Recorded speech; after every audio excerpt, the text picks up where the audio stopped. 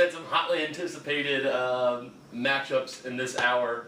And we'll start off with one I was personally involved playing in, so of course I anticipated anxiously getting to face off with Pitch Please, a newly formed team under the tutelage of Wesley McLean and Miss Carolyn Nicole.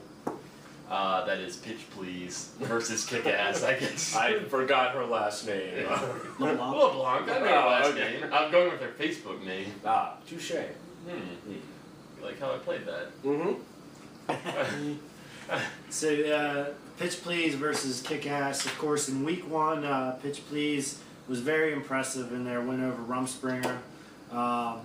Kick-Ass had a very tight tie against Burning Bridges, so looks like based on the score and from what I heard, Kick-Ass came out though as good as Pitch Please looked. Seemed like they still have a lot of rookie green on them, and it seems like Kick-Ass really took advantage of that. So how did the game go? Starting out, we were able to shut down the top half of their lineup in the first inning, which was, you know, always a big confidence boost when you can go ahead and make that happen. Top part of our lineup did not repeat their mistakes of last week. You know, we got it going early, scored 2 runs, and then to their credit, you know, still had the bases loaded. They were able to get out of a 1-run bases loaded sort of jam there. Stopped the bleeding at 2. Pitch Please came back the next inning, pushed 1 across. But then it was bottom 4, I believe, when loaded them up again with 2 outs. Big shout out to Amanda Doolittle, newcomer to our team. Not new to the sport, she plays in other leagues, but new to this league and our team. Has been a real asset in the past 2 weeks. You know, put her on your radar. But she had a big kick, pushed 1 run across, just like she did last week. Made it happen again. Not much to say. Derek Robbins and Jesse combining on the mound. You know, we get 2 different styles. Kind of throw some teams off, hopefully. It's a good combo. Yeah, but then able to get those insurance runs, and then Pitch Please and put some runners on board, but we're able to get out of that. And in the inning, pull out a 4-1 win. Right on, right on. Yeah, you heard anything about this game or have any observations? No. Negative. No, I think Pitch Please, you know, it's I think it's probably going to be like this for a while, as they got some veteran leadership, but they have a lot of people who haven't played the game before, so they'll probably have their ups and downs, and some of the more veteran teams are going to take advantage of that. So it sounds like that was the case here, but I think we'll probably see them bounce back, and they're one of those teams that'll be pretty deadly when it comes to November. So good stuff. Definitely. And then in the second game of the 7:30 hour, the Battlestar Ballsacktica facing off with Peanut Butter Jelly Time. I was playing, didn't get to see much with Battlestar with a 5-2 win. You know, Peanut Butter Jelly, we talked about, is in their second season now. Continuing to improve, but Battlestar also, they're a team on the up and up, I'd say. Not quite in the breaking into the top hemisphere or tier of the league, but still improving all the time. Flirting every once in a while. That's a good word to use, flirting. Yeah, they're a flirtatious squad. Battlestar. They just come up to you at the bar and they're like, "Hey guys!" Like hanging all over. And I'm like, "Come on, Battlestar." Peanut butter jelly. Both of them actually. Yeah.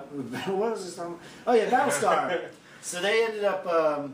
They lost their first game. They're disappointed at that. They felt like they gave it away. So they were determined to come in this week and really reverse that course and make sure that doesn't become a habit. So they got the big win over the Peanut Butter Jelly. I think from what I heard, Peanut Butter and Jelly made a few mistakes, a couple errors here and there, and Battlestar's just too good of a team to make those mistakes. They'll capitalize on it. So that was a big win. Yeah, I was able to walk on over towards the end of this game. Saw a lot of nice aggressive base running from Battlestar in those last couple innings. Just really putting the hustle down, not just taking the 1 base, but really trying to stretch it for 2, and looking for a team like peanut butter and jelly, or like some of the newer teams to start trying to make those throws to various bags to see if they can catch them off guard and make them make some mistakes. So I like the effort.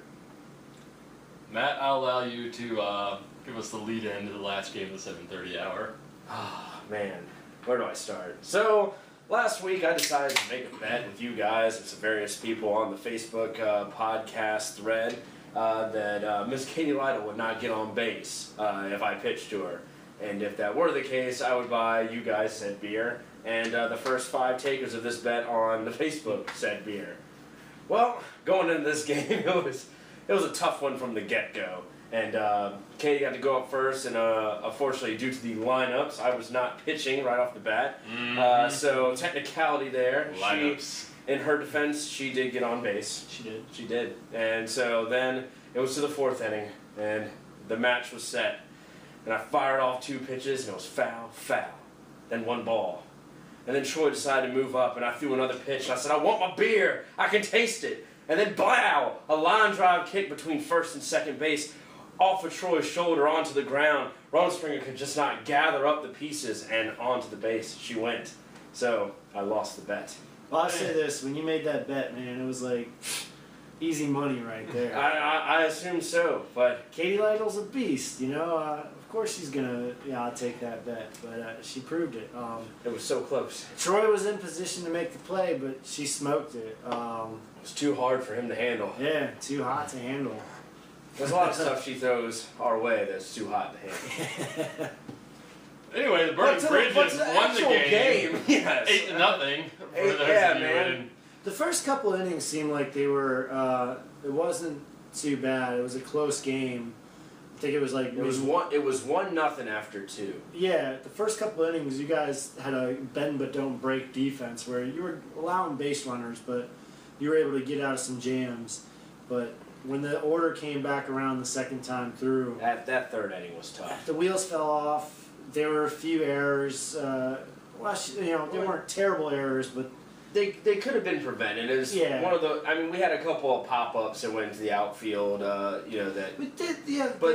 executed. Like it's not. Yeah. I'm not saying like you guys, but once they got a few in, I think there's a little bit of recklessness with throwing some balls around and stuff like that. But. Exactly, Brent. But you're leading into my point, which is some of the advice that I give all the time that I did not take heed myself, which is don't try to over-pursue and make plays that you can't make. And by overthrowing home and overthrowing third and trying to throw from your butt while you're on the ground, it's just not going to happen against a team like that. So we'll learn to calm down after that one, limit the mistakes. But yeah, they played awesome. And some of them came up to me and were like, so we're not as good as everybody says, huh? And I was like, oh, you shit. gave them some bulletin board material before the game. Sometimes we got to spice up this podcast and not be so PG-13.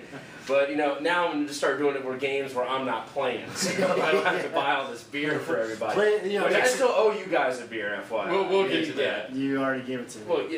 One at the bar too. I didn't get you one. Yeah. Please rate the play of catcher Alex the Love Knocker, if you would. The Love Knocker. Oh man, jump on this bandwagon. I will jump on that bandwagon. I will. Alex knocked your doom. I had to see it firsthand, but I saw it. Just go with Love Knocker. Bowl cut and all. It was speed, a thing of beauty, accurate throws. What more could you ask for? And then offensively, I was just enamored by his beauty. Yeah, I'm just gonna keep pimping him. I'll probably even do it into the 8:30 hour, which is next up.